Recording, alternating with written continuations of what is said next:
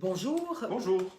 Alors aujourd'hui nous avons un nouveau Facebook Live. Donc nous sommes, pour ceux qui ne connaissent pas, Valérie Claes et Yves Dinsart. Nous sommes médiateurs et coachs de couple et ensemble nous accompagnons les couples en difficulté. Que ce soit des couples qui ont envie de se réinventer, reconstruire un autre type de relation, ou alors des couples qui se séparent et qui veulent le faire sans se déchirer. Alors c'est vrai qu'aujourd'hui notre sujet, on va plutôt s'adresser d'ailleurs à des couples qui sont plutôt qui se séparent, qui se séparent, et on va parler de la contribution aux frais des enfants une fois que les parents sont séparés. Même si la question se pose aussi pour les couples qui vivent ensemble. Absolument, tout à fait. Oui. Alors c'est vrai que c'est un sujet qui fait souvent débat et qui peut quand même provoquer pas mal de discussions, même voire des conflits. Et c'est vrai qu'en médiation, c'est certainement en tout cas un sujet de choix qu'on va évidemment adresser dans nos séances de médiation. Alors c'est aussi un sujet où on a pas mal d'idées reçues, ou même parfois même des fausses idées, du style on va faire un hébergement alterné égalitaire, comme ça on payera tout 50-50. Ou la seule manière d'être juste, c'est quand on paye tout moitié-moitié. Et vous allez le voir, les choses ne sont pas aussi, aussi simples. Et c'est vrai que nous, ce qu'on a vraiment envie de faire aujourd'hui dans ce live, c'est de vous partager notre approche.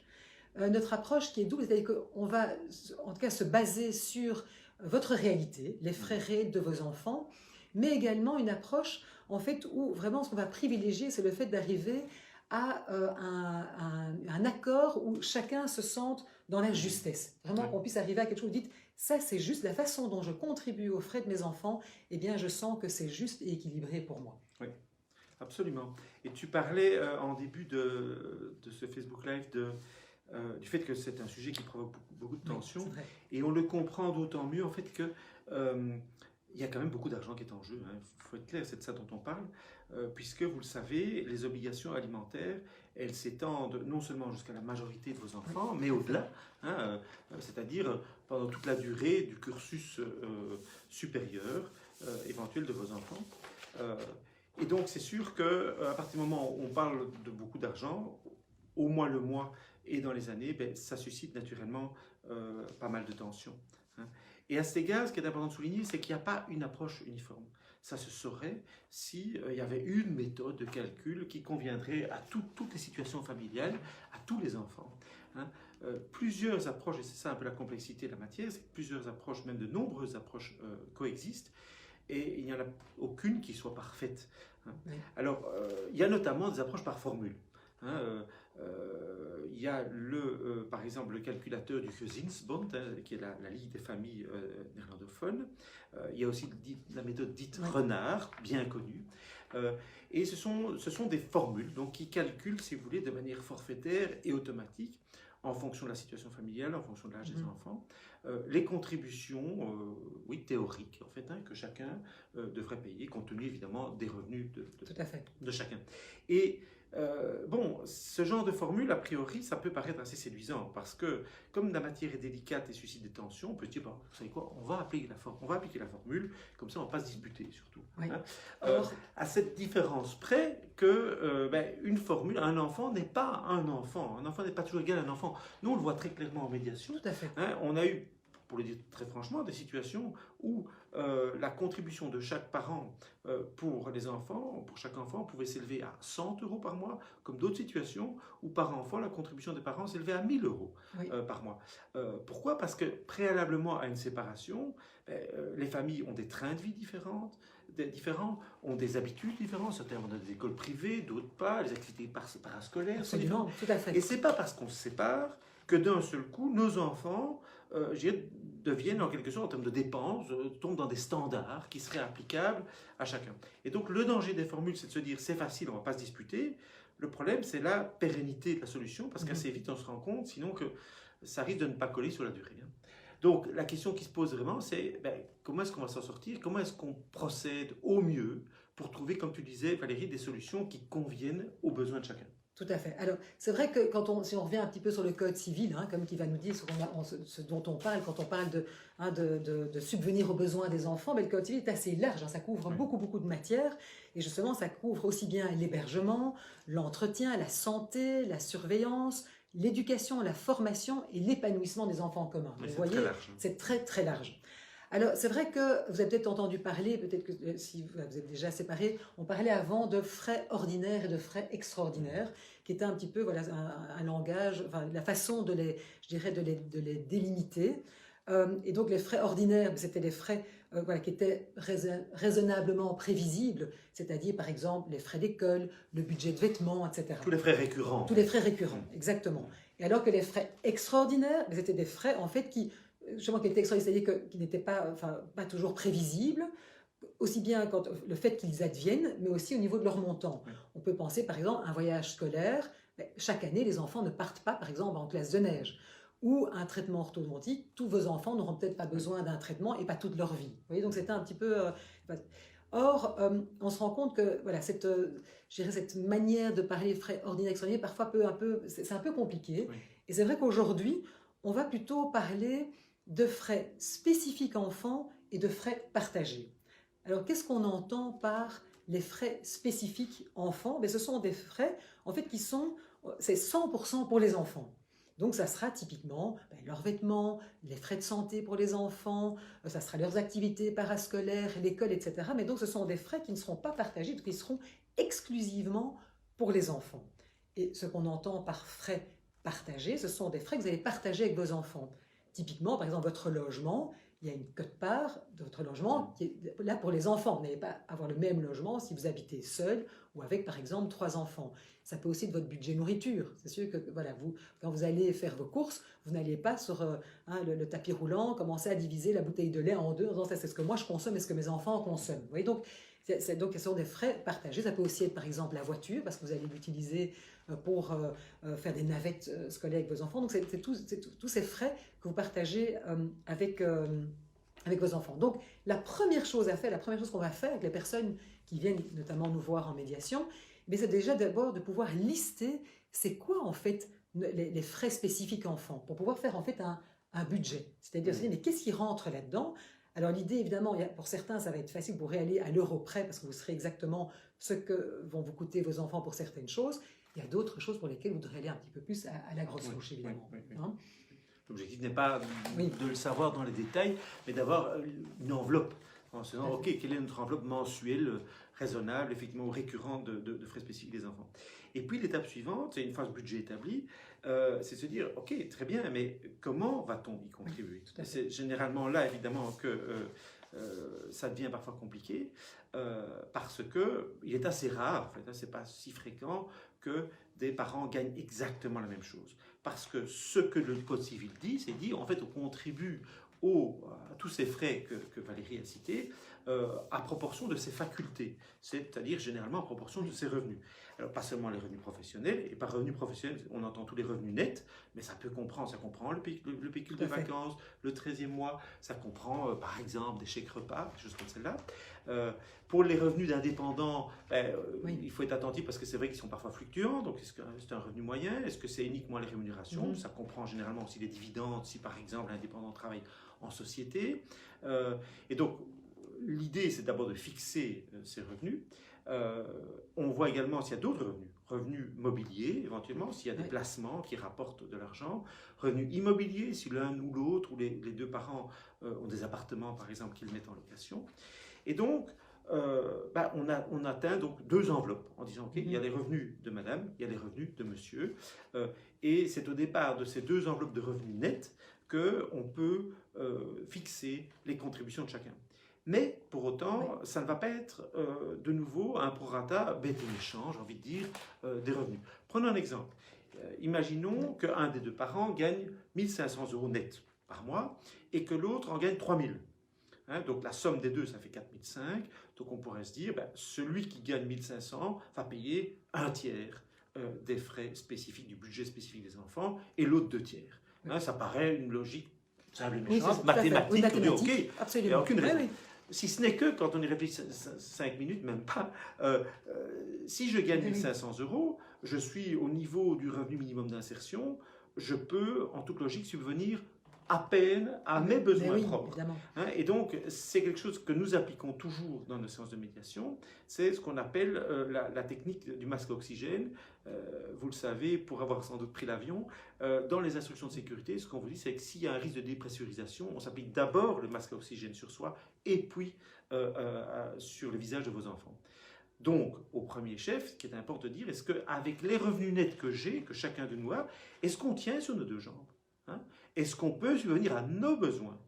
Et c'est seulement dans cette mesure-là, Absolument. et à partir de ce moment-là, qu'on peut commencer, si vous voulez, à contribuer aux frais spécifiques de nos enfants. Et donc, vous aurez des situations où bien, un des parents, par exemple, ne contribue pas financièrement, parce que celui, dans notre exemple, qui gagne 1 500 euros, ben, il n'a pas 50 ou 100 euros complémentaires à mettre sur un compte commun pour les frais spécifiques des enfants, mais il va contribuer en nature.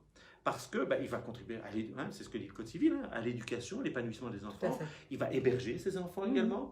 Hein, et donc ce sera sa contribution, tandis que la contribution de l'autre sera peut-être plus important financièrement. Hein. Ça sera plus équilibré en tout cas. Tout à fait. Alors pour les frais partagés, hein, comment ça se passe? Donc les frais que vous partagez avec vos enfants, comme je le disais tout à l'heure, hein, typiquement l'habitation, l'alimentation, etc.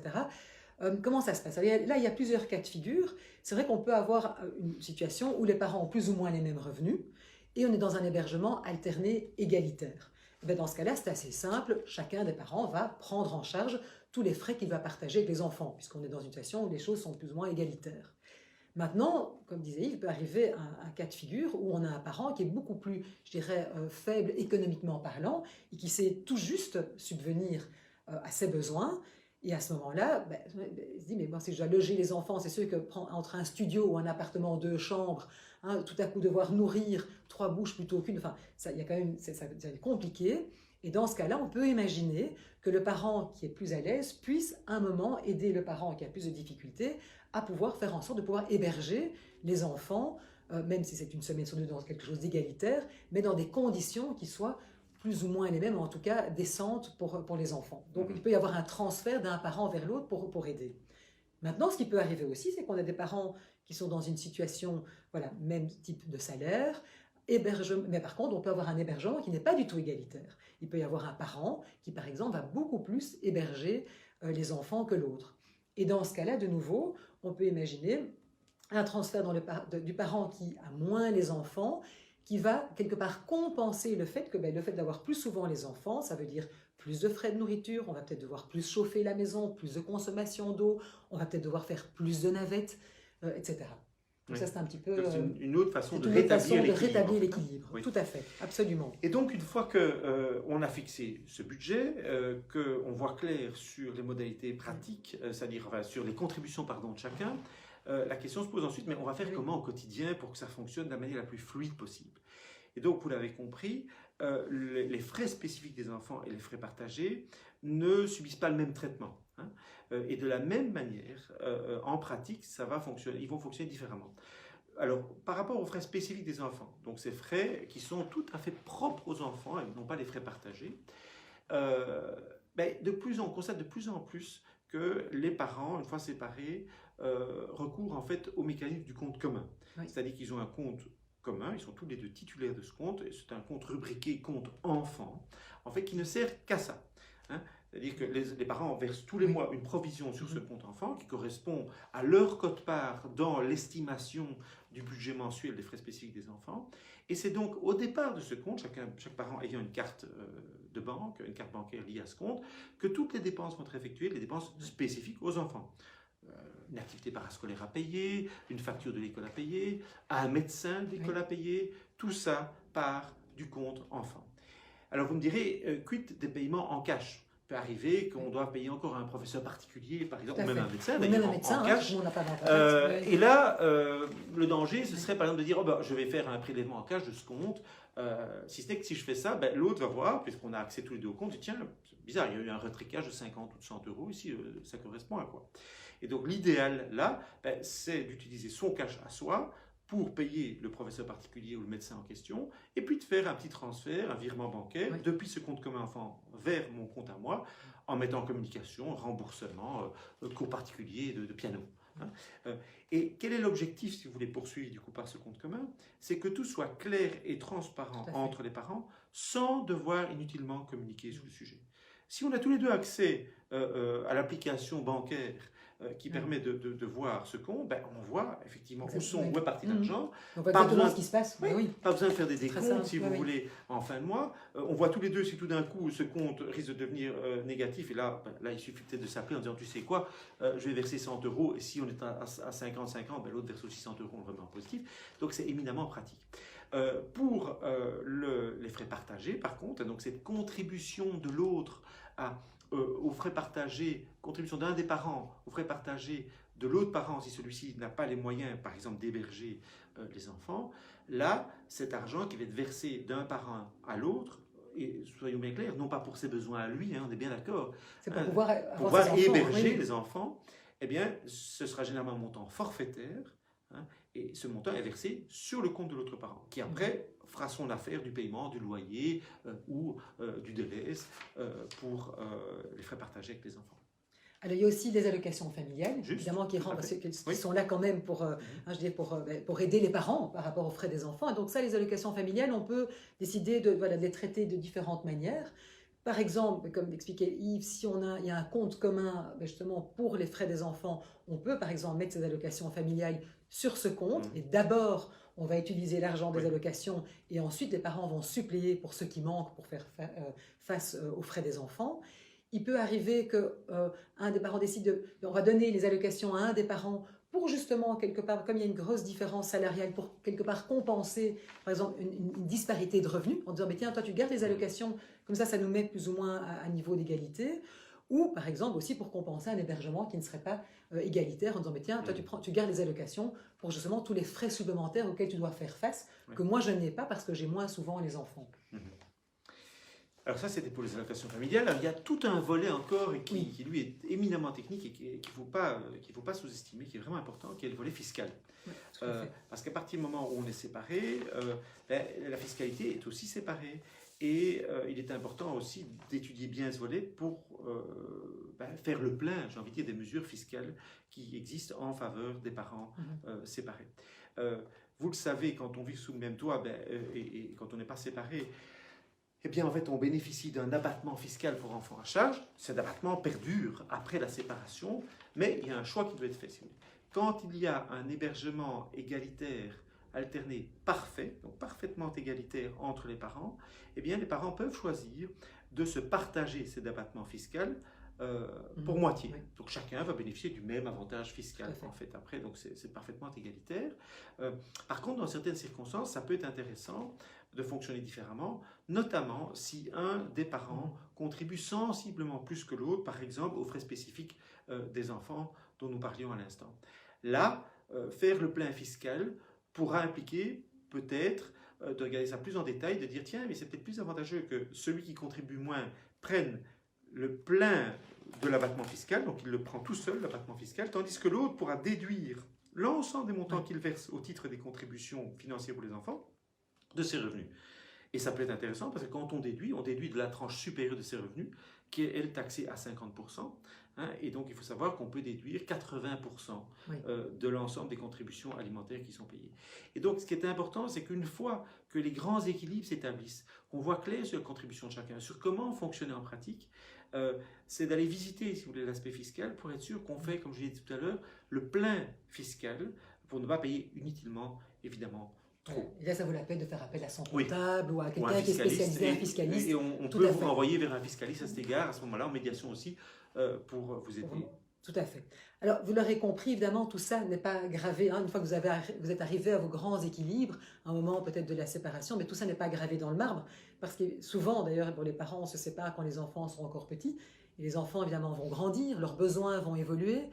Donc c'est sûr que tout à coup on peut être amené à avoir beaucoup plus de charges pour ses enfants. Vos revenus peuvent évoluer. Et voilà, exactement, tout à fait, vos situations. Enfin, je veux dire que tout à coup vous pouvez avoir une très belle promotion, comme on peut aussi avoir les accidents de la vie, hein, je veux dire, où on peut perdre un emploi à un moment, on peut aussi se recomposer, se remarier, etc. Donc ça va quand même nécessiter à certains moments de revoir cet équilibre, hein, parfois de manière régulière, ou en tout cas, voilà, quand vous dites tiens, ici il y a des choses quand même qui ont changé de manière significative. Il faut qu'on en reparle. Il faut qu'on en reparle, tout à fait.